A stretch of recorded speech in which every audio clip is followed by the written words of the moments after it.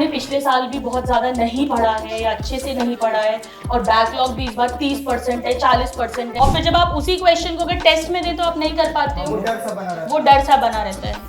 तो टेस्ट में marks improve करने का अब ये तरीका है। कितने लोगों को ऐसा लगता है कि मैं पढ़ा हुआ भूल जाऊंगा?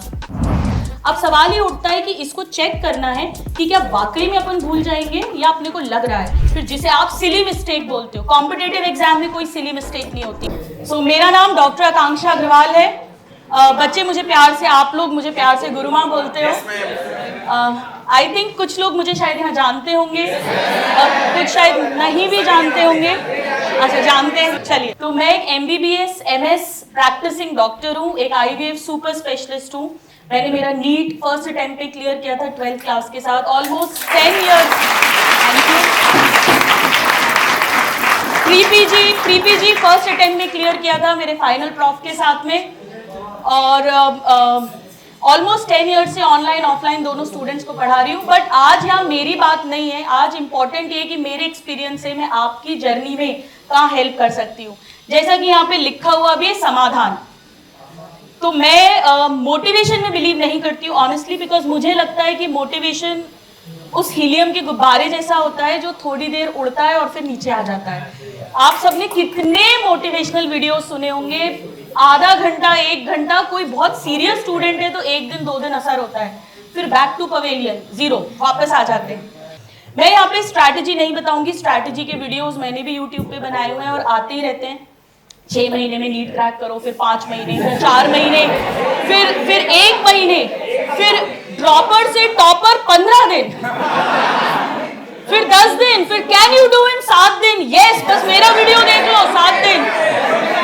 और आखिरी में वो बोलेंगे, आप आखिरी में बोलेंगे अपने माता पिता के पैर छू लो, दही शक्कर खा लो, सिलेक्शन हो जाएगा। तो ऐसा नहीं होता, मेहनत करनी पड़ेगी। There is no shortcut to success. Hard work और कोई सब्स्टिट्यूट नहीं है। तो मैं यहाँ पर स्ट्रैटेजी नहीं बताऊंगी, हम इसे समाधान रखते हैं। आप अपनी प्रॉब्लम्स, क्योंकि स्टूडेंट्स की, मुझे लगता है अगर 10 स्टूडेंट ने भी यहाँ अपनी प्रॉब्लम बता दी तो वो सबकी कॉमन ही निकलेगी। ऑलमोस्ट सबकी कॉमन प्रॉब्लम्स रहती है। पढ़ना चाहता हूँ, मन नहीं लगता, गर्लफ्रेंड तंग करती है, बॉयफ्रेंड तंग करता है। हाँ, आप लोगों की उम्र में तो ये सब होता है, ये करेंगे बात। दोस्त मुझे बहुत डिस्ट्रैक्ट करते हैं, दोस्त मुझे, ये जितने बोल रहे हैं सब बेचारे दर्द के मारे। तो दोस्त मुझे बहुत डिस्ट्रैक्ट करते हैं, मम्मी पापा का प्रेशर रहता है, उनको देखता हूँ तो किसी को दुख होता है, टेस्ट में चाहते हुए भी नंबर अटक गए हैं, बढ़ नहीं रहे हैं, अभी ठंड है तो सर्दियों में उठा नहीं जाता है। तो मुझे लगता है शायद ये मोटी मोटी बैकलॉग कैसे करें, वन शॉट से देखें या किससे देखें, शायद ये मोटे मोटे आप लोगों के कॉमन प्रॉब्लम्स होंगे। तो आप लोग ही मुझसे पूछिए और मैं कोशिश करती हूँ कि उसी में से हम सबकी समाधान कर सकें। बताइए, कोई क्या पूछना चाहते हैं? समस्या होगी तभी तो समाधान होगा। जी जी, नहीं ऐसे लेडीज फर्स्ट का कोई सिस्टम नहीं है। तो आप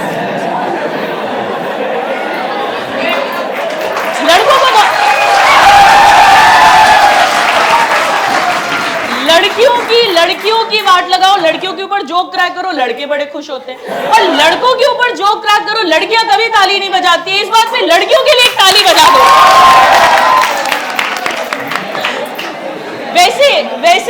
वैसे एक आपको टिप दे देती हूँ। हाँ बोलो, क्या बोल रहे हो? हाँ नहीं, वो बेचारा कुछ बोल रहा था, कोई यहाँ से कुछ भी, और एटलीस्ट बोलता है। मैं एक टिप देती हूँ, क्योंकि आप सब फ्यूचर डॉक्टर्स हैं, लड़कों को एक टिप देती हूँ। ये मैं हमेशा बताती हूँ, अपने हर ऑफलाइन बैच में भी बताती हूँ। कभी भी MBBS में लड़कियों से दोस्ती तो करना, लेकिन नोट्स वाली दोस्ती मत करना। लड़की देखो क्या करती है, जैसे लड़की को एक नई बुक मिली, प्लीज बैठ जाओ, मैं आपको ही खड़ा कर दूँ। लड़की को कोई नोट्स की बुक, रियल में बता रही हूँ, मुझे एकदम याद आ गया, वो लड़के लड़कियों की बात हुई तो लड़की को कोई भी नोट्स की बुक मिली, उसको पता है यहाँ से क्वेश्चन बनेगा, ये बहुत अच्छी बुक आई है। फिर दूसरी लड़की या लड़का आएगा उसको पूछने के लिए, बोला यार ये ऐसी ऐसी बुक आई है, पता अरे नहीं यार, कितनी किताबें पढ़ेंगे यार, बहुत है यार, अपनी कौन पढ़ेगा। वो कभी नहीं बताएगी आपको। 99.9% लड़कियां कभी आपसे कोई भी ऐसी चीज जो कंपटीशन में आपको आगे बढ़ा सकती है शेयर ही नहीं करेंगी। अभी लड़कियां मना करेंगी हालांकि पर ये सत्य है। और लड़के से आप पूछो कोई बुक, हाँ यार ये ले, तू ले जा, मैं तो बाद में पढ़ लूंगा, तू ले जा। ये रियल, ये मैंने देखा है।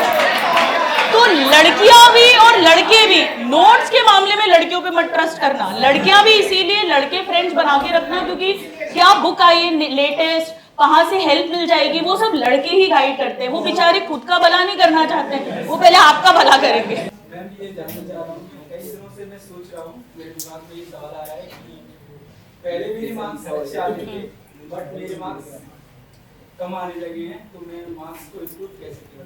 अच्छा ठीक है, प्लीज बैठिए। कितने लोगों का एक क्वेश्चन है कि मार्क्स पहले बेटर आते थे और अब कम हो रहे हैं? ओके ठीक है। मार्क्स अटकने के देखो दो रीजंस होते हैं। एक तो ये होता है कि पहले पार्ट टेस्ट होते थे, पहले सिलेबस भी कम था, स्ट्रेस लेवल भी कम था, और सिलेबस प्रैक्टिकली बात करें तो वो भी कम थी, तो इसीलिए कंपैरेटिवली मार्क्स ज्यादा आते थे। और दूसरा, अपन भी ज्यादा मोटिवेटेड थे, ज्यादा सीरियस थे, स्ट्रेस लेवल कम था, पढ़ाई भी ज्यादा होती थी। अब होता क्या है, जैसे जैसे पढ़ाई बढ़ती जाती है, आपकी डिस्ट्रैक्शंस, टेंशंस, मुझे ऐसा लगता है कि अपन इंडियंस जो हैं, मैंने जो फील करा है, जो देखा है, वो बहुत ओवर इमोशनल भी होते हैं। तो हम ओवर थिंकिंग भी बहुत करते हैं, हम सोचते बहुत हैं, उसके लिए करें या नहीं करें, ज्यादातर नहीं करते बट सोचते बहुत हैं। तो मम्मी पापा का सोचना है या दोस्ती यारी में पड़ जाना है, हम समय बर्बाद करने लग जाते हैं। धीरे धीरे बैकलॉग्स क्रिएट होते हैं, बैकलॉग्स क्रिएट होते हैं तो मार्क्स, टेस्ट में मार्क्स कम आते हैं, आप और डिमोटिवेट होते हैं, और बैकलॉग्स क्रिएट होते हैं, और ये पूरा एक सर्कल बन जाता है और मार्क्स कम आने लग जाते हैं। तो एक रीजन तो ये है प्रैक्टिकल कि आपका सिलेबस बहुत बढ़ गया है और आप उस रफ्तार से दौड़ नहीं पाए। मैं ये मानती हूँ कि हर स्टूडेंट सिलेक्ट होने के लिए ही तैयारी शुरू करता है। ऐसा कोई स्टूडेंट नहीं जो बैक बेंचर बनना चाहता है। कोई स्टूडेंट है जिसने सोचकर तैयारी शुरू करी हो कि मेरा सिलेक्शन ना हो भगवान इस साल। सब यही चाहते हैं सिलेक्शन हो जाए। स्टार्टिंग भी जोर शोर से करते हैं, पर इस जर्नी में अपन पिछड़ते जाते हैं, डिस्ट्रैक्शंस बढ़ते जाते हैं, डेडिकेशन कम होता जाता है। मन से तो है डेडिकेशन, लेकिन वो एक्शंस में कन्वर्ट नहीं हो पाता है। और ये सारी जर्नी है कि कौन अपने आप को लगातार मोटिवेटेड रख पाएगा, लगातार पढ़ पाएगा, एक्चुअली पढ़ पाएगा। तो सिलेबस बढ़ने के कारण और आपका डिस्ट्रैक्शन भी बढ़ने के कारण आप बैलेंस नहीं कर पा रहे हो, इसीलिए आपके मार्क्स कम होने लग जाते हैं। अब इसका एक ही तरीका है कि जो हो गया वो हो गया, जो टाइम गया वो गया, उसका तो कुछ भी नहीं कर सकते हो। अगर आप मुझसे पूछोगे can I crack NEET now, ऐसी वाली स्ट्रैटेजी, तो यस यू कैन। मेरे ऐसे स्टूडेंट्स हैं, मुझे अभी भी याद है, कोर्स निकाला था फाइनल टच रिवीजन कोर्स, उसमें मैंने 39 लेक्चर्स में पूरी बायो पढ़ाई थी, बॉटनी प्लस ज़ूलॉजी, 39 लेक्चर्स में। उस समय 38 चैप्टर्स होते थे, यानी पर चैप्टर एक लेक्चर का एवरेज था। और स्टूडेंट्स के 360 में से आउट ऑफ 360 फुल मार्क्स 2 बच्चों के आए थे, और 350 प्लस तो पता नहीं कितनों के आए थे। तो उसमें मेरा कोई भी कमाल नहीं था, उसमें कमाल उन बच्चों का था, क्योंकि उन्होंने वो 39 लेक्चर्स को पूरा अंडरस्टैंड किया, 100% लर्न करा, 100% रिवाइज करा, और उससे सारे क्वेश्चन सॉल्व हुए। प्रॉब्लम क्या होती है, आप लोग समझते 80-90% हो, फिर याद करते हो 70 पर आ जाते हैं, फिर रिवाइज करते हो और 60 पर आ जाते हैं, फिर जिसे आप सिली मिस्टेक बोलते हो। कॉम्पिटेटिव एग्जाम में कोई सिली मिस्टेक नहीं होती, कॉम्पिटेटिव एग्जाम में ब्लंडर होता है, जो बवंडर लाता है जीवन में। ये जो आप हंस देते हो, अरे यार, अरे इनकरेक्ट नहीं देखा, अरे यार फॉल्स नहीं देखा, ये एक एक क्वेश्चन जो है, मैंने ऐसे एक स्टूडेंट देखे हैं जो 1 नंबर 2 नंबर से रह जाते हैं और उसके बाद उनका कभी सिलेक्शन नहीं हो पाता, क्योंकि हर साल कंपटीशन बढ़ रहा है, हर साल बच्चे बढ़ रहे हैं, और हर साल जैसे जैसे आपके नंबर ऑफ ड्रॉप्स बढ़ते हैं, आप डीमोटिवेटेड ज्यादा होने लग जाते हो। तो ऐसा भी होता है। तो हर क्वेश्चन, हर नंबर इंपॉर्टेंट होता है। तो एक तो अपने दिमाग से ये चीज हटा दीजिए कि अरे यार मेरी तो सिली मिस्टेक हो जाती है।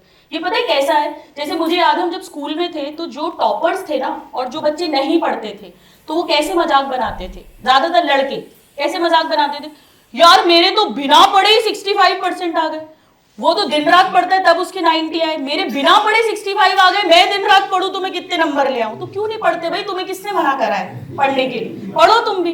तो ये आप एक बात दिमाग में रख लीजिए कि सिली मिस्टेक आप नहीं कर सकते हैं, आपको लगातार मेहनत करनी पड़ेगी, ये बहुत ज्यादा इंपॉर्टेंट है।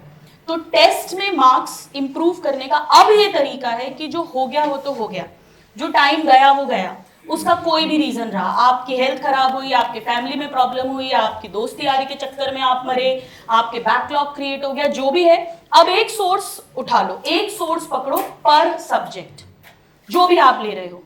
हो सकता है आप चैप्टर वाइज भी ले सकते हो। जैसे अगर फिजिक्स की मैं बात करूं, सपोज करो कोई टीचर है, अब आप लोगों को ज्यादा नॉलेज है कि मुझे इन सर का ये बहुत अच्छा समझ आता है या उन सर का मैकेनिक्स बहुत अच्छा समझ आता है, वो भी कर सकते हो। पर डिसाइड कर लो आज कि आप क्या चीज कहां से पढ़ने वाले हो। वो सोर्स वेवर मत करना फिर किसी दोस्त के कहने पे या किसी दूसरे ने बोल दिया मैं यहाँ से पढ़ रहा हूँ वो ज्यादा अच्छे हैं, एक तो ये काम मत करना। दूसरा, अगर आप उन टीचर से पढ़ रहे हो तो फिर वहीं से पढ़ना। बेटा देखो अब क्या होगा, अब वन शॉट शुरू होंगे, ऑलरेडी हो चुके हैं, हर चैनल पे हो चुके हैं, ऑलमोस्ट सब टीचर्स के हो चुके हैं। ये कंपनीज इसीलिए करती हैं ताकि हम आपको वैरायटी ऑफ पूरा बुफे दे सके, ताकि आपको जो पसंद है, जो आपको सूट कर रहा है, वो आप पिक कर सके। अब ऐसा थोड़ी है कि फ्री का खाना मिल रहा है यूट्यूब पे शादी के अंदर तो सब ठूस ठूस के खा लो। भैया पेट तो तुम्हारा ही खराब होगा, डायरिया तुम्हें ही होगा, वॉमिटिंग्स तुम्हें ही होंगी अगर फूड पॉइजनिंग हो गई।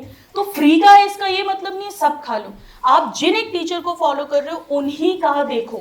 बच्चे क्या करते हैं, बॉडी फ्लूइड मुझसे भी पढ़ लिया मान लो फॉर एग्जाम्पल, और बॉडी फ्लूइड 4 टीचर से और पढ़ लिया, उन्हें लग रहा है कि वो ये सब समय की बर्बादी है। आप एक से पढ़ो, उसी को रिवाइज कर लो उतनी देर में। पहली बात तो रिवाइज का भी अभी टाइम नहीं है, अभी तो आपके पास टोटल सिलेबस कंप्लीट करने में ही आपको बहुत टाइम लगेगा। तो एक सोर्स तय कर लो जो भी आपको करना है, या आज लिस्ट बना लेना, कॉपी में लिख लेना, सिर्फ उन्हीं का ही मैं देखूंगा। इवन स्ट्रैटेजी वीडियोस अब भरमार हो जाएगी, अगले 3 महीने में भरमार हो जाएगी स्ट्रैटेजी वीडियोस आने की। और ये कोई गलत नहीं है, सब कोशिश कर रहे हैं कि शायद किसी की बात आपको टच कर जाए और आपको हेल्प कर जाए, पर आप सबकी सुनोगे तो आप अपना समय बर्बाद कर रहे हो। तो एक सोर्स डिसाइड करो, उन्हीं का मैं स्ट्रैटेजी अगर कोई आई तो देखूंगा, वरना इतनी स्ट्रैटेजियों की कोई जरूरत ही नहीं है। आपको पढ़ने की जरूरत है, आप पढ़ नहीं रहे हैं। आप एक बात ध्यान रख लीजिए कि dedication is inversely proportional to distraction. अभी रिवीजन का टेंशन मत लो। कितने स्टूडेंट्स हैं जिनके दिमाग में ये विचार था कि ये क्वेश्चन पूछूं कि रिवीजन कैसे करें? कितने लोगों के ये कि रिवीजन कैसे करें? देखिए रिवीजन कैसे करें में 2-3 कैटेगरीज ऑफ स्टूडेंट आएगी। एक कैटेगरी वो होगी स्टूडेंट्स की जिन्होंने पूरा साल बहुत अच्छे से रेगुलरली पढ़ा है, बैकलॉग है भी तो 2-5% है, ना के बराबर, और अभी तक भी अच्छे से पढ़ा है। मे भी हो सकता है उनको पिछले साल का भी बेनिफिट हुआ, उन्होंने पिछले साल भी अच्छी प्रिपरेशन की हो और एक अच्छे मार्क्स आए हो, बट सिलेक्शन नहीं हो पाया हो, तो वो बच्चे तो रिविजन कर सकते हैं। बट मेजॉरिटी स्टूडेंट्स जो मुझे फील होता है किसी भी बैच में होते हैं, वो बच्चे होते हैं जो ऑलरेडी 300, 400, 450 पर अभी भी अटके हुए हैं, जिन्होंने पिछले साल भी बहुत ज्यादा नहीं पढ़ा है या अच्छे से नहीं पढ़ा है, और बैकलॉग भी इस बार 30% है, 40% है। वो बच्चे अभी रिविजन की मत सोचो। अभी आप अपना क्या टारगेट रखो, 2 टारगेट रखो। नंबर 1, करंट सिलेबस का रिविजन करना है। मतलब जैसे मान लो आज ट्यूसडे को क्लास हुई है, तो ट्यूसडे को ट्यूसडे वाली क्लास 3 होती होंगी आपकी, 4 क्लास होती है। कितने घंटे की? ओके, तो आज की 4 क्लास तो मुझे करना है। अब मुझे नया बैकलॉग नहीं क्रिएट होने देना, भले ही मेरा 15-20% सिलेबस बचा है। नंबर 1। नंबर 2, मंडे को जब मैं पढ़ रहा हूं तो मैं ट्यूसडे को जब मैं क्लास लर्न कर रही हूं तो मंडे वाली रिवाइज कर लूंगी। फिर वेडनेसडे को जब वेडनेसडे की क्लास पढ़ूंगी तो ट्यूसडे वाली रिवाइज कर लूंगी। थर्सडे को थर्सडे की पढ़ूंगी तो वेडनेसडे वाली रिवाइज कर लूंगी। और संडे को मैं इस पूरे वीक का रिवाइज कर लूंगी। संडे बहुत बड़ा गेम चेंजर होता है, आप इतना अच्छे से यूज कर सकते हो और आप उसको इतना बर्बाद करते हो। बच्चे ऐसे मस्ती करते हैं संडे के दिन और 26 जनवरी या छुट्टी के दिन जैसे पूरे हफ्ते उन्होंने पत्थर तोड़े। और ये वो बच्चे करते हैं जिन्होंने कोई पढ़ाई नहीं की है। जो पढ़ने वाला है ना, जो सिलेक्ट होने वाला है, वो तो छुट्टी को एक अपॉर्चुनिटी की तरह देखता है और उस दिन जबरदस्त डबल ट्रिपल पढ़ाई कर मारता है। समय बहुत इंपॉर्टेंट है। अगर आपके नंबर अब नहीं बढ़े तो आप जिम्मेदार होंगे, आप गड़बड़ कर रहे हो। ये जो 4-5 पॉइंट्स बता रही हूँ और ये जो भी आप सिर्फ सुन रहे हो, ये अभी यूं हवा होगा। अभी क्लास खत्म होगी, आप आखिरी में ताली बजाओगे और ताली बजाने के बाद मैं बाहर जाऊंगी, फिर आप लोग आपस में मेरी बुराई भलाई करोगे। अपने ब्लड में ये कुछ थोड़ा अच्छा बोलेंगे, कुछ थोड़ा बुरा बोलेंगे, और जो मैंने बोला वो सब निकल जाएगा। कितनों के साथ ज्यादातर क्वेश्चन इसीलिए गलत होते हैं क्योंकि 4 में से 2 तो समझ आ जाता है, 2 में गड़बड़ होता है, कंफ्यूजन होता है, और बाहर आकर लगता है यार रिवाइज कर गए होते तो सही लगा दे। ये शायरियों से काम नहीं चलेगा। जैसे एक शायरी है लेकिन फिर भी बोल रही हूँ, काम नहीं चलेगा। पर अगर आपने उसका मर्म पकड़ लिया तो आपका काम हो जाएगा। कि नसीब जिनका ऊंचा और मस्त होता है, इम्तिहान उनका उतना ही जबरदस्त। राइमिंग है सिंपल।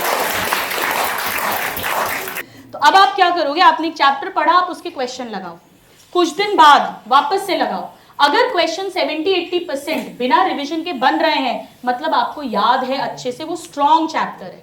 अगर बिना रिवीजन के 50-60% बन रहे हैं, मतलब वो चैप्टर आपका एवरेज है। और अगर क्वेश्चन 20-30% पर अटक रहे हैं, मतलब वो चैप्टर वीक है, फिर उसको पूरा दोबारा पढ़ो। तो क्वेश्चंस के थ्रू आपको चैप्टर जज करना पड़ेगा।